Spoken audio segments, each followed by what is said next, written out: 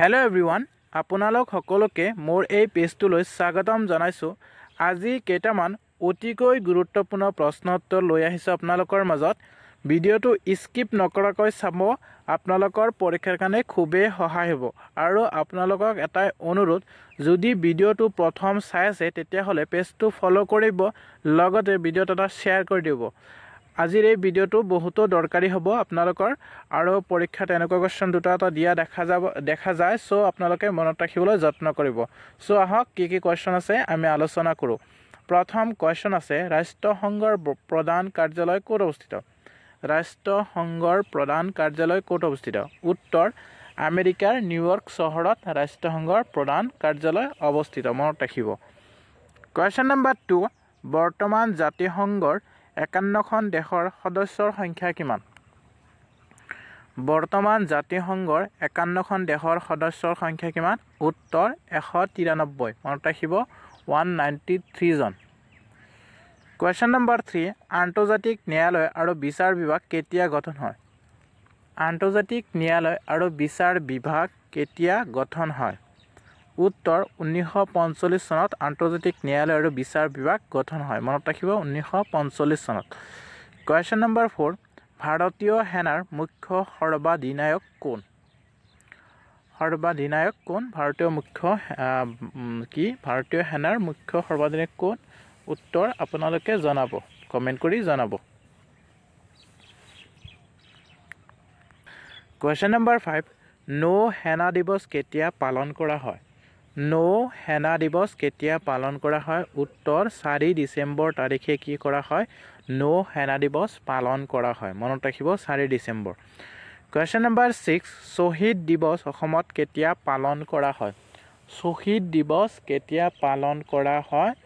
উত্তৰ, 10 ডিচেম্বৰ তাৰিখে শ্বহীদ দিৱস পালন কৰা হয়, মনত ৰাখিব, 10 ডিচেম্বৰ তাৰিখে। কোৱেশ্চন নম্বৰ 7, বছৰৰ আটাইতকৈ ছুটি দিন কি? বছৰৰ আটাইতকৈ ছুটি দিনটো কি? বছৰৰ আটাইতকৈ ছুটি দিনটো হ'ল 22 ডিচেম্বৰ, মনত ৰাখিব, 22 ডিচেম্বৰটো হ'ল বছৰৰ আটাইতকৈ ছুটি দিন। কোৱেশ্চন নম্বৰ 8, কৃষক দিৱস কেতিয়া পালন কৰা হয়? কৃষক দিৱস কেতিয়া পালন কৰা হয়? মনত ৰাখিব, কৃষক দিৱস কেতিয়া পালন কৰা হয়? উত্তৰ, 23 ডিচেম্বৰ তাৰিখে কৃষক দিৱস পালন কৰা হয়। এটা শ্বেয়াৰ কৰিব অনুগ্ৰহ কৰি ভিডিওটো, আৰু পেজটো যদি ফলো কৰা নাই ফলো কৰি ল'ব। Question number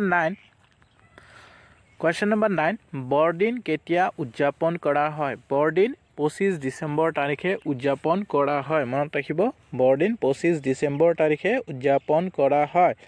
question number 10, Assam সাহিত্য সভাৰ প্ৰতিষ্ঠা দিৱস কেতিয়া পালন কৰা হয়? অসম সাহিত্য সভাৰ প্ৰতিষ্ঠা দিৱস কেতিয়া পালন কৰা হয়?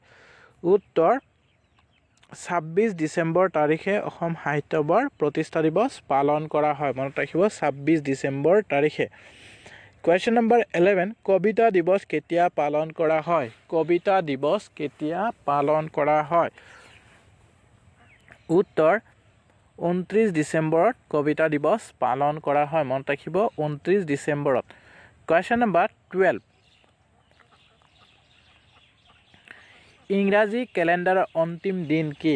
ইংৰাজী কেলেণ্ডাৰৰ অন্তিম দিন কি? উত্তৰ, ইংৰাজী কেলেণ্ডাৰৰ অন্তিম দিন হ'ল 31 ডিচেম্বৰ, মনত ৰাখিব, ইংৰাজী কেলেণ্ডাৰৰ অন্তিম দিন 31 ডিচেম্বৰ।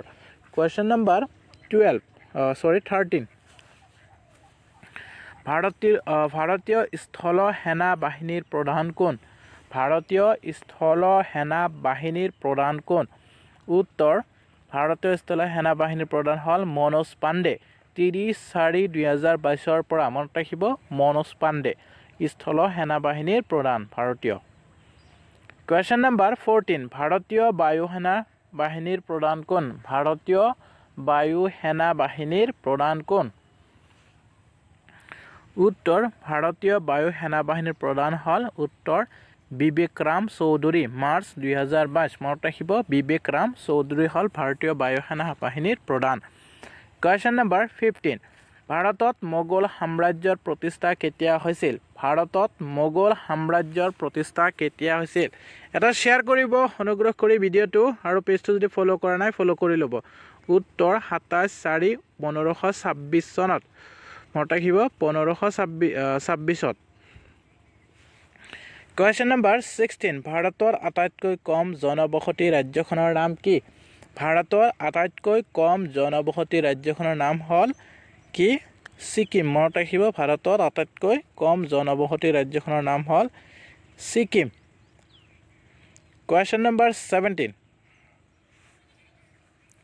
Question number 17 বৰ্তমান ৰাষ্ট্ৰসংঘৰ সচিব প্ৰধান কোন বৰ্তমান ৰাষ্ট্ৰসংঘৰ সচিব প্ৰধান কোন উত্তৰ বৰ্তমান ৰাষ্ট্ৰসংঘৰ সচিব প্ৰধান হ'ল এন্টনিও গুটাৰেছ কাৰ্যকাল 1 জানুৱাৰী 2017 পৰা মনত ৰাখিব এন্টনিও গুটাৰেছ বৰ্তমান ৰাষ্ট্ৰসংঘৰ সচিব প্ৰধান Question number 18 আমেৰিকাৰ বৰ্তমান 46 সংখ্যক ৰাষ্ট্ৰপতি কোন আমেৰিকাৰ বৰ্তমান 46তম কি 46তম সংখ্যক ৰাষ্ট্ৰপতি কোন উত্তৰ জো বাইডেন হ'ল 46তম ৰাষ্ট্ৰপতি আমেৰিকাৰ মনত ৰাখিব Question number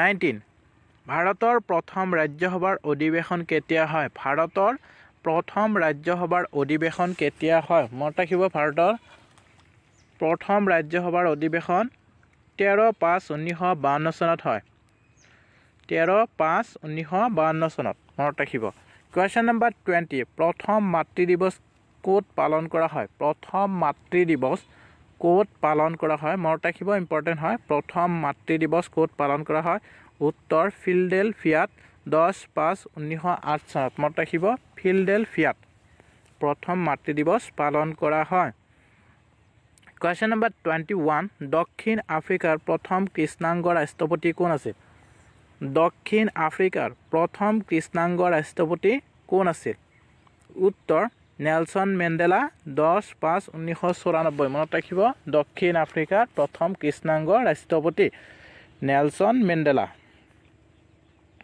Question number 22 গুজৰাটত নতুন সোমনাথ মন্দিৰ কেতিয়া মুকলি কৰা হয় গুজৰাটত নতুন সোমনাথ মন্দিৰ কেতিয়া মুকলি কৰা হয় উত্তৰ 11/5/1951 চনত মনত ৰাখিব গুজৰাটৰ নতুন সোমনাথ মন্দিৰ কি কৰা মুকলি কৰা হয় 11/5/1951 চনত Question number 23 বিশ্বৰ প্ৰথম চকু বেংক কেতিয়া মুকলি কৰা হয় এই কোৱেশ্চনটো ইম্পৰ্টেন্ট হয় আপোনালোকে মনত ৰাখিব পৰীক্ষাত কেতিয়াবা দিব পাৰে উত্তৰ নিউয়ৰ্কত 9/5/1944 চনত মনত ৰাখিব বিশ্বৰ প্ৰথম চকু বেংক মুকলি কৰা হয় Question number 24 বিশ্বৰ প্ৰথম ডাক টিকট কেতিয়া প্ৰচলন হয় বিশ্বৰ প্ৰথম ডাক টিকট কেতিয়া প্ৰচলন হয় উত্তৰ পেনি ব্লেকত 6/5/1840 চনত মনত ৰাখিব বিশ্বৰ প্ৰথম ডাক টিকট প্ৰচলন হয় পেনি ব্লেকত Question number 25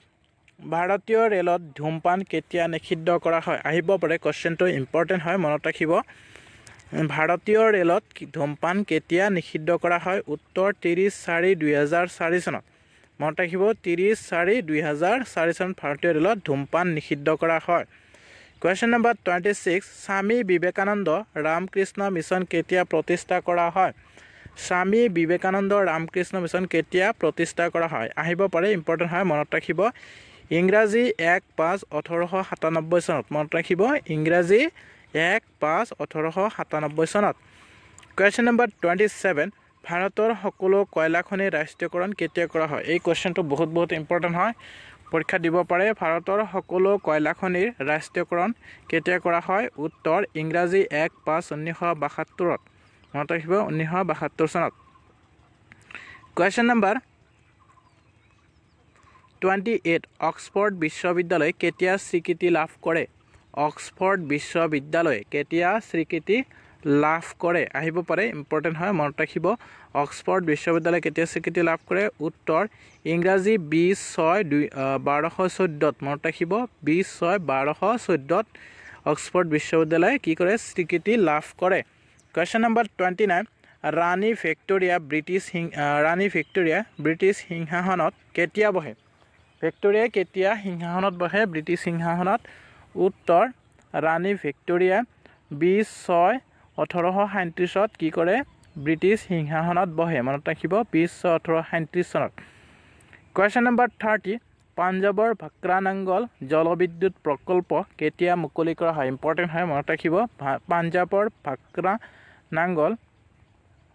ভাক্ৰানাংগল জলবিদ্যুৎ প্ৰকল্প কেতিয়া মুকলি কৰা হয়? উত্তৰ 8/7/1954। মনত ৰাখিব 8/7